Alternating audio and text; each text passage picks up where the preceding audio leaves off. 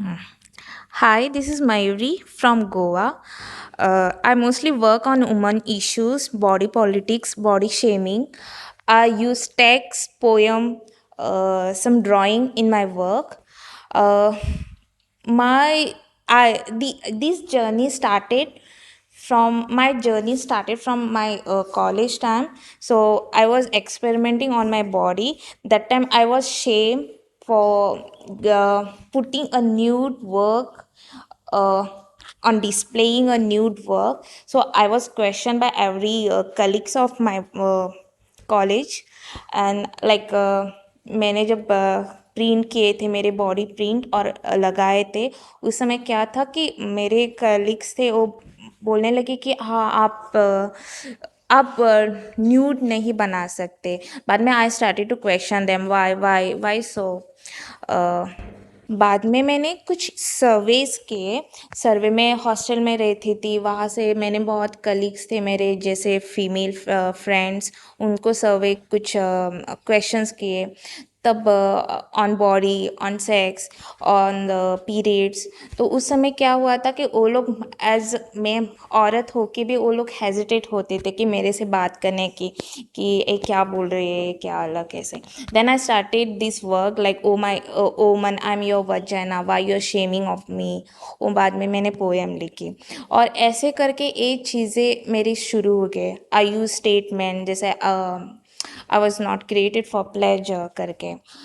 जैसे कि we have that mentality, जैसे औरत घर तक की सीमित है, वो चीज़ें होती है और हमेशा we were like shape, I can say.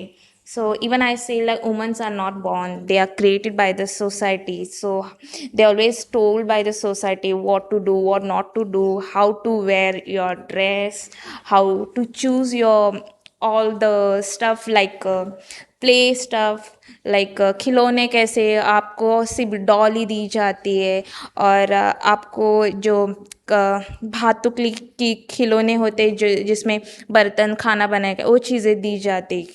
कभी कोई आके कार नहीं देगा, कोई गन नहीं देगा, वो चीज़ें होती हैं। और जब बचपन से ही हमें अलग तरीके से डिवाइड किया जाता है और बोला जाता है कि इनडायरेक्टली डायरेक्टली बोला जाता है कि you are the woman, you are to do this and that like this. So ऐसे हिसाब से मैं आई कम फ्रॉम गोवा और मैं विश्वकर्मा फैमिली से बिलोंग करती हूँ। और वहाँ पे क्या है, during the periods time we were like isolated for 4 days, we can't touch each other, even we can't enter in any function during that period time.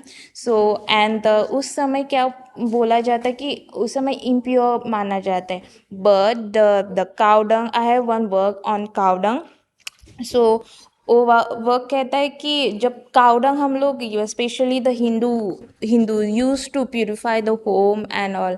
सो उस समय वो चीज़ घर शुद्धि प्यूरिफाई करने के लिए यूज़ करते हैं, लेकिन as a female, as a human being उसको एक अलग से कोने में बिठा के उसको आइसोलेट किया जाता है।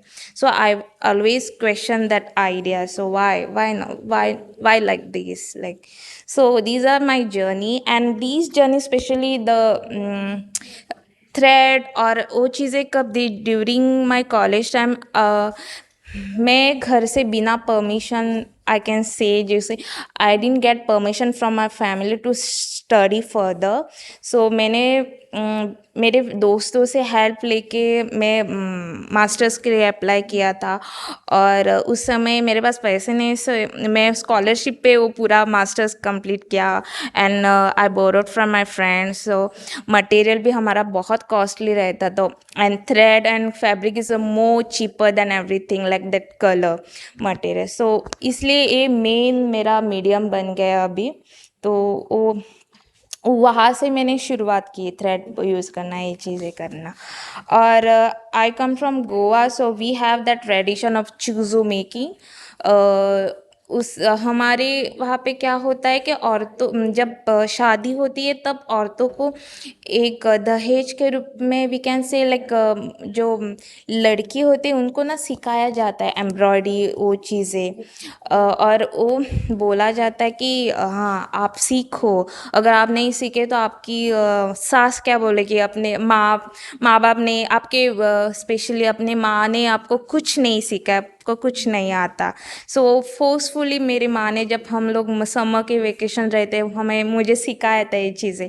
सो ये हमें मुझे अभी ये यूज़ में आया। सो and this become my main medium to work, like so this so the freedom we say always, that I have that question, a freedom, is it a something to give or take? I think no. So it's have and it has an individual right. It's does, if you can't say like take your freedom, give that freedom. So I think it's a right of every individual, I say.